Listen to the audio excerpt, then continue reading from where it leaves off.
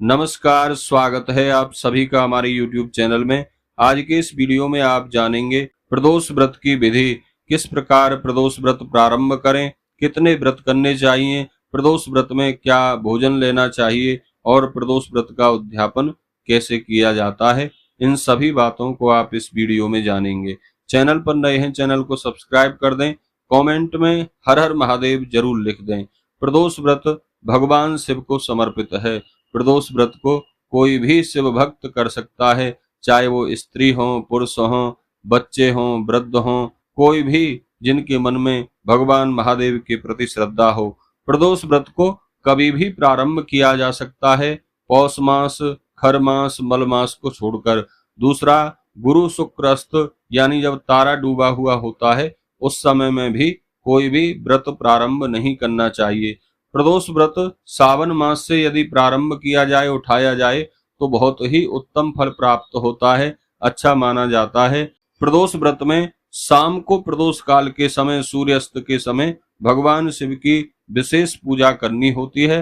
प्रातः काल भी यथाशक्ति पूजा करें, प्रदोष व्रत का संकल्प लें और सारे दिन भगवान शिव के नाम मंत्रों का चिंतन करें, शिव चालीसा इत्यादि का पाठ करें। शाम को जब प्रदोष काल का समय हो तब स्नान आदि से पवित्र होकर भगवान शिव का दूध पंचामृत आदि से अभिषेक करें। धूप, दीप, नैवेद्य, बिल्वपत्र, भांग, धतूर फल इत्यादि से भगवान शिव की प्रदोष काल में षोडशोपचार पूजा की जाती है।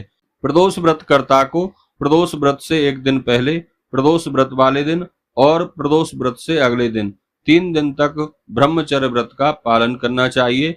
हो सके तो भूमि पर शयन करें अथवा आप लकड़ी के तखत, बेड इत्यादि पर भी शयन कर सकते हैं, उसको भी भूमि के समान ही माना जाता है। प्रदोष व्रत जो है वह प्रत्येक महीने में 2 बार ही पड़ता है, कृष्ण पक्ष और शुक्ल पक्ष में।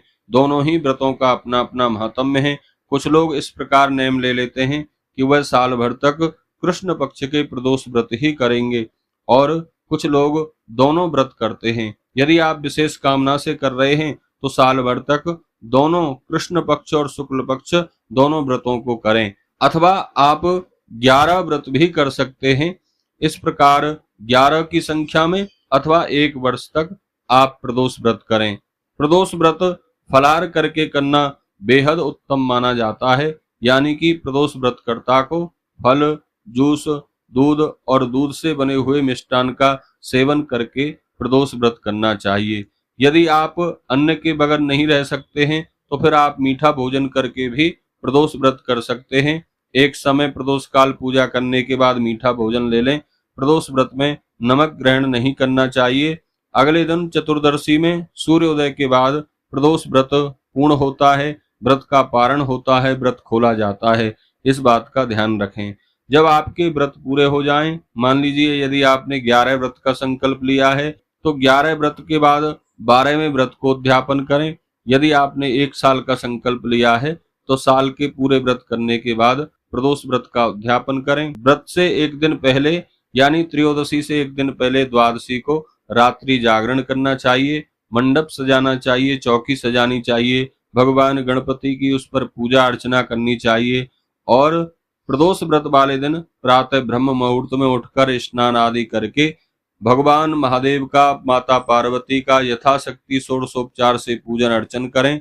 उसके बाद खीर से, भगवान शिव के किसी भी नाम मंत्र से 108 खीर की आहुति हवन में लगानी चाहिए। उसके बाद पूर्ण आहुति करने के बाद प्रदोष व्रत उद्यापन का संकल्प करें और किसी ब्राह्मण को यथाशक्ति भोजन, दान दक्षिणा इत्यादि समर्पित करें।